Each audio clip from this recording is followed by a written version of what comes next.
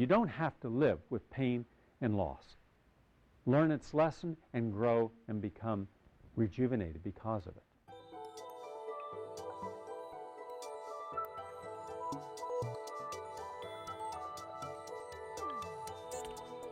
There are simple steps we can take. First step, let us stop sublimating. And the only way you can stop sublimating is to be consciously aware in the moment you're in that you must exchange the anger and rage or the depression and apathy for a positive energy that you can feel and share. One way you can do it is through journaling. Every time you feel like smacking someone or screaming at someone, stop and go to neutral. Always go to neutral. When you go to neutral, you dissipate the energy. It goes from white hot to simmer. And then when you are in that stage where you're in neutral, then you can look at something and say, all right, what am I really angry about? If someone hurts you, the question is there a way to express yourself or defend yourself in a healthy manner or express anger in a healthy manner? First of all, there's always an appropriate way and time to express anger. Yeah, if it's there and you're upset and you need to express it, which is not always, but upon occasion you do, a healthy way to express anger is to take responsibility for it. And rather than say, you're a jerk, you're an idiot, I hate you, take responsibility. That's called healthy communication. I'm upset and I don't want to stay in this kind of situation right now. This is why I am upset. This is what I am feeling. That's fine. And it's better not to do it in the heat of anger, because when we're in the heat of anger, we really can't express ourselves in a calm way. It's better at a time like that to breathe, to be quiet, to allow the feeling to pass through you and to breathe it out and let it go.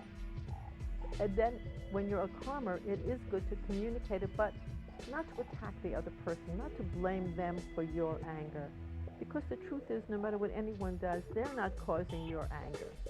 You are causing your anger by the way you are reacting to what they're doing.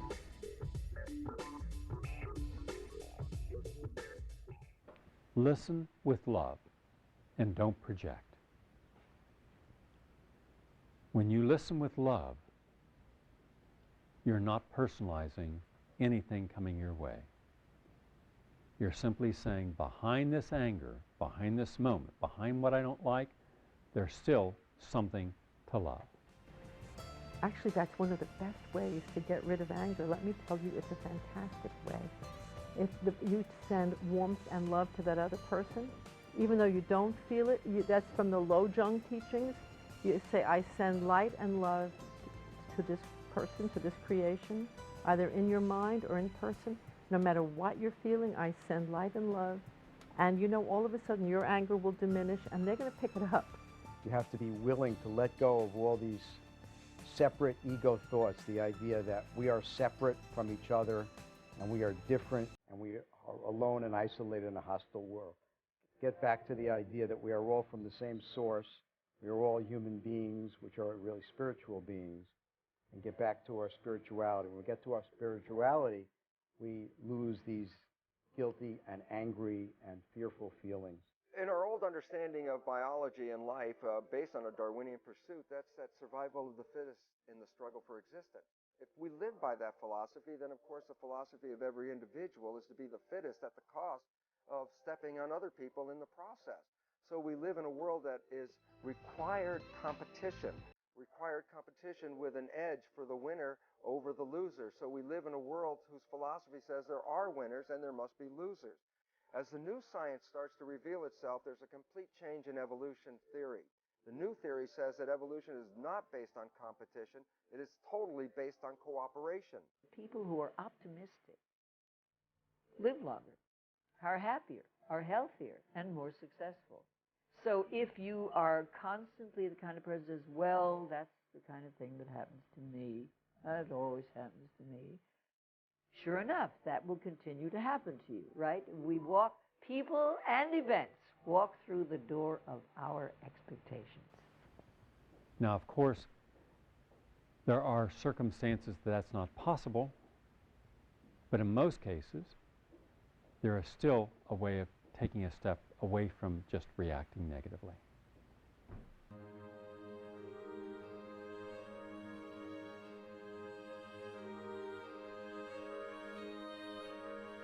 Look for the truth, not fault. Every human being has faults. And the more public you are, the more faults will be seen. What's amazing is when people take it upon themselves to criticize public figures, and I've seen them do it so often to so many figures, and as if the person has no faults themselves. It's like Mel Gibson. There's a good example.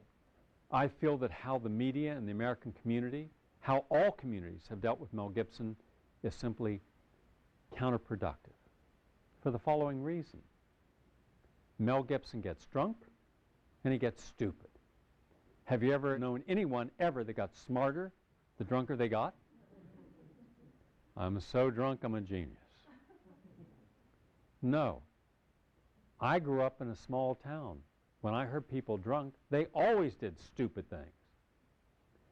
So when someone is drunk and they say something vile, and they say something against Jews, or they could have been against black or Latinos or Chinese or any other race, that's not the issue. The issue is, what would they say if they weren't drunk? When you hit your elbow, you don't go, butterflies.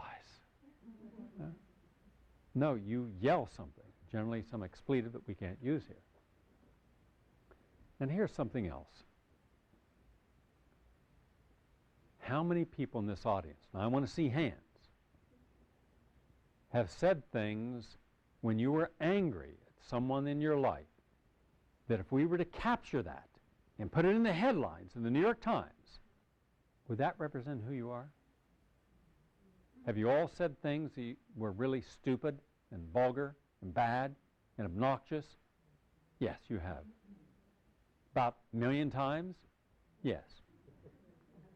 And how many of our kids have said, I hate you, I wish you were dead, why are you my father? Slam. And then an hour later, I need money to go to the store. $300. For what? Don't ask for change. Of course we say stupid things. And then when a mic is suddenly left on and someone hears what the powerful people are saying, we think we're offended. Let's stop this self-righteousness. All right? I'll take you to a Jackie Mason concert and see how many people are offended. But I laugh because he does it to make us laugh. Now, what if he got angry and got drunk and said the same things he said when you pay $100 to go see him in Broadway? Do you realize how many people would be angry at him? You racist. So then we have to view context. If I'm singing Jesus is God's praise, Muhammad's praise at the top of my lungs in a church, cathedral, that's called rejoicing, Pentecostal believing, a presence.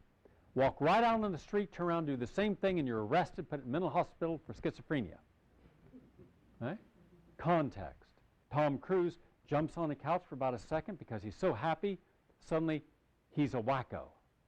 Isn't that stupid that we would criticize Tom Cruise for showing his love for his fiancée? How many times have you said things to people that you love, or did things that if someone captured on camera make you look stupid?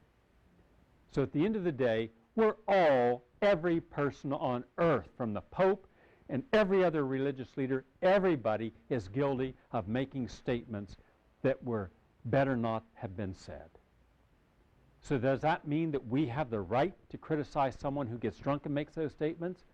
And when we want someone walking around with us and capturing everything we said and says, do you hear what you just said? You're a disgusting human being. You just said that. So I said it. So let's get over the idea that we can project upon other people what we hate about ourselves. We are living contradictions.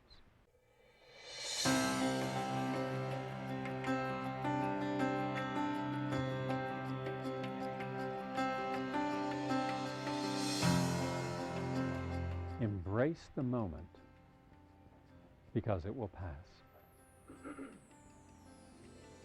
Don't assume that somehow everything's going to stop and wait for you until you're ready to appreciate the moment of life you're in.